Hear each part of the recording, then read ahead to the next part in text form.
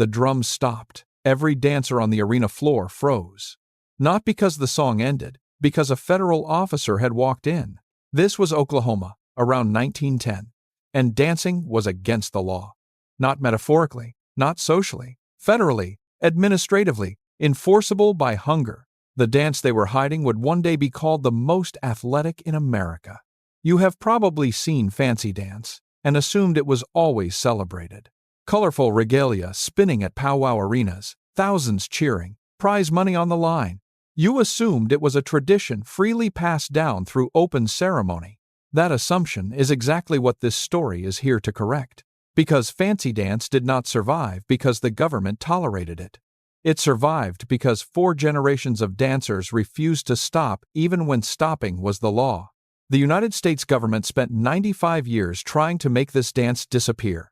95 years longer than any living American has been alive today, longer than the entire span from the Wright brothers' first flight to the moon landing, plus 45 more years on top of that.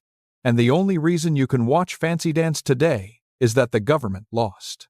This is the story of how that happened. Let us start with what fancy dance actually is, because the physicality matters to understand what was at stake. Fancy dance is competitive, improvisational, and built around explosive speed. A single routine involves 700 or more individual feather movements, an approximation based on how regalia is constructed and worn. The footwork is rapid, syncopated, and demands the kind of cardiovascular output you associate with elite sport. Judges score not just movement but creativity, the ability to improvise within the drum's rhythm in real time. The regalia worn, and it is regalia, not a costume is constructed or inherited piece by piece, each element carrying meaning specific to the dancer's nation and lineage. For the Ponca Nation of Oklahoma, among the nations most closely associated with fancy dance's competitive development, the dance is inseparable from identity itself. In the Ponca language, the word for dance is wacípi, pronounced roughly wacípi. That single word connects movement, community, and continuity into one living concept. It is not a word for entertainment. It is a word for being. As of 2024, wacípi is actively used in Ponca Nation of Oklahoma cultural programming, a linguistic survival running alongside the physical survival of the dance itself. Now here is the thing about that survival. It was not accidental. It was not passive. It was not the result of a government that eventually looked the other way. It was a conscious, deliberate act of defiance, repeated daily across approximately 50 years of active federal prohibition. To understand what that means, you need to understand what the prohibition actually was. Not the vague suppression of native culture that history classes sometimes mention in passing. The exact penalties, the exact dates, the exact bureaucratic language designed to end this. Because the mechanics of this prohibition are what make its failure so striking. 1883, 140 years ago. Commissioner of Indian Affairs Hiram Price implements a document called the Code of Indian Offenses. This code creates something called the Courts of Indian Offenses, administrative courts operating on reservations, run by the Bureau of Indian Affairs. Traditional dancing is explicitly listed as a punishable offense. First offense: food rations withheld for up to 10 days. 10 days. In reservation conditions where many families depended entirely on government rations, this was not a fine. This was a food security threat. Repeat offense: imprisonment for up to 30 days. 30 days, equivalent in modern terms to a month in county jail for attending a cultural celebration. And here is the part that sharpens this into something darker. These courts bypassed constitutional due process entirely. They were not federal criminal courts. They were internal BIA administrative courts.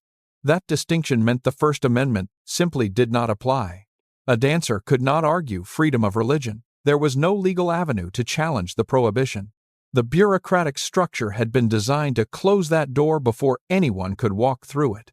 The courts of Indian offenses were enforced by agency police, and in many cases, those officers were tribal members themselves.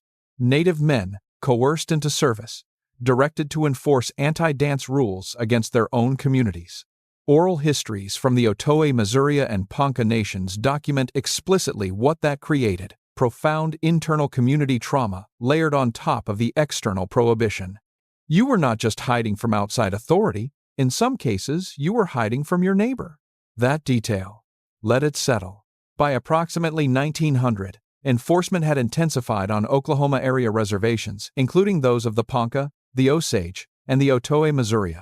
BIA agents were directed to actively suppress both ceremonial and social dances.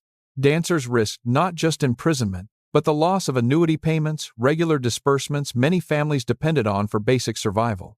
The system had been designed so that dancing was not merely illegal. Dancing was economically catastrophic. A man who danced could lose his family's food. A man who danced twice could lose his freedom. And yet they danced. Picture a house in Oklahoma around 1910, after dark. No drums visible from outside. No regalia. Nothing that could be seen through a window. The smell of cedar and close air. The sound of feet on a wooden floor, muffled, careful. A group of Ponca men gathered in a space barely large enough to move.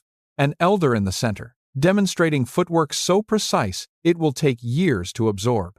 He risks his food rations to be here. The younger men risk theirs to watch. Outside, the agency police have passed for the night. Inside, the rapid footwork that will one day be called fancy dance is being transmitted in secret, in the dark, by choice. The dance survives not because anyone allowed it. It survives because no locked door could fully contain it. This underground period, historians and Ponca oral histories place it running from approximately 1883 to the mid-1930s, was not a quiet dormancy. It was an active forcing function on the dance's development. Cultural historians now understand that fancy dance's defining characteristics, its improvisation, its explosive acceleration, its adaptability developed partly as a response to clandestine performance conditions. When you have to be able to stop on short notice, you develop the ability to change direction instantly. When you cannot use a full arena, you compress the movement into an intensity that does not require space. When you cannot rely on open community ceremony for transmission, every individual performance carries more weight, more concentration, more deliberate artistry. The prohibition did not flatten the dance, it sharpened it. But what came next, nobody teaches this part. In 1921, Commissioner of Indian Affairs Charles Burke issues what becomes known as the Dance Order. Officially, it is BIA Circular 1665, directing superintendents to discourage or prohibit dances deemed excessive or that interfered with labor. Read that framing again. Interfering with labor. The government's concern was not moral. It was economic control, ensuring Native people remained available as a workforce rather than gathering for ceremony. In 1923, Burke writes a letter on official United States government letterhead directly to tribal leaders. The letter instructs them to limit dances to once per month. And then it adds a second instruction that is arguably the most calculated document in the entire history of this suppression. No one under the age of 50 may participate. Read that slowly. No one under 50. Burke was not trying to reduce dancing. He was trying to schedule its extinction. If you can transmit a tradition only through people over 50, and you can stop anyone younger from learning it, the tradition dies when that generation dies. One generation. That is all the policy needed to work. Apply that logic to another American tradition. Imagine telling the NBA that no player under 50 could compete not as punishment, but as a policy designed to ensure basketball ceased to exist within 30 years. That is what the 1923 letter was. A bureaucratic extinction schedule, written in calm, official language, filed in the National Archives, where it still sits today. That letter exists. It is a primary source document, and the dancers it targeted are also still here. That is the reversal this story is about. Now let us hold one beat, because there is a constitutional question hiding inside this story. In 1924, Congress passed the Indian Citizenship Act, granting citizenship to all Native Americans born in the United States. You might assume that citizenship meant constitutional protections, including the First Amendment's guarantee of religious and cultural freedom. It did not. Because the BIA dance prohibitions were internal federal agency regulations, not criminal statutes, they existed in a legal space where First Amendment challenges could not reach. A Ponca man who was now a citizen of the United States could still be imprisoned by a BIA court for dancing. His citizenship was real. His constitutional protection was not. That gap between formal legal status and actual enforceable rights was not closed for another 54 years. And here is where the evidence gets harder to ignore. Running parallel to the reservation dance bans was a second front of suppression that specifically targeted children. Approximately 526 Indian boarding schools operated in the United States between 1819 and 1969. 526 schools more than the current combined total of NFL, NBA, MLB, and NHL franchises. Each one was an institution where students were specifically prohibited from dancing, singing in native languages, or wearing traditional dress. The policy on reservations targeted adults. The boarding schools targeted children. The strategy was two-front: suppress the living practitioners and simultaneously sever the next generation from ever receiving the knowledge. Children removed from their communities arrived at institutions where the sounds, the movements, the language were forbidden. The cedar and the drum replaced by silence and punishment. No regalia, no wacípi, no ceremony. The Federal Indian Boarding School Initiative Investigative Report, issued by the Department of the Interior in May 2022, documents this comprehensively. It is a federal government report with a full title, a named agency, and a public release date documenting what the federal government did. What makes Fancy Dance's survival so striking is that it happened under both of these systems operating simultaneously. The adults were prohibited on the reservation, the children were separated in the schools. And still the knowledge moved. Through older relatives who taught before children were taken away. Through the brief periods when children returned home and elders compressed years of transmission into weeks. Through the intentional act of keeping the steps alive in whatever space remained. Every step was a choice. In January 1934, something changes on paper, and the connective matters here, because it did not change in practice all at once. Commissioner John Collier signs a directive under the Indian Reorganization Act, formally reversing the explicit BIA policy of cultural suppression. The right to practice traditional ceremonies and dances is, officially, restored. There is no ceremony marking the reversal. There is no public announcement. No one returns the ceremonies that were lost. No one names the elders who died without passing on what they knew. No one gives back the 50 years. The paper reverses the policy. It cannot reverse the damage. And here is the detail most retellings skip. The reversal was not even complete. The Indian Reorganization Act contained no enforcement mechanism, no penalties for BIA agents who continued to suppress dances, no legal remedy for communities that had already lost ceremonial knowledge. Collier's directive reversed the policy at the federal level. Individual BIA superintendents retained enough local authority that informal prohibition continued on some reservations into the late 1930s. In some communities, the underground period extended to approximately 50 years from 1883 before dancers could move even cautiously into the open. The law stepped aside. It did not help. What survived did so entirely because of the people, not because of the government that finally moved out of their way. But the most revealing part of this story is still ahead. Because what happened after the suppression began to ease is where the reversal becomes complete. By the late 1940s and into the early 1950s, something begins appearing publicly in Oklahoma and the Northern Plains. Intertribal powwows, open competition, fancy dance in a public arena. The Ponca Nation of Oklahoma is widely credited in oral histories with helping bring fancy dance into the open competitive circuit. And when it arrived in public, it arrived transformed. The decades of underground development, the compressed performance spaces, the need for adaptability, the fierce deliberateness of secret transmission had produced something no open tradition produces on its own. A dance style so fast, so improvisational, so athletically demanding that it immediately defined its own competitive category. Think of it this way. Imagine the government banning basketball for 95 years, not in a dramatic law, but in a bureaucratic regulation enforced by local officials who could cut off your family's food supply if you played. Now imagine a generation of players who kept practicing in basements, passed the moves to their children in secret, and then one day walked into an arena and played the most explosive, athletic, inventive version of the game anyone had ever seen. That is fancy dance. The prohibition did not kill it, it made it faster. The Smithsonian's National Museum of the American Indian Oral History Collection includes testimony from Ponca Nation of Oklahoma cultural representatives, documented approximately 2009. Their words: "They thought if they stopped us from dancing, they'd stop us from being Ponca. They were wrong."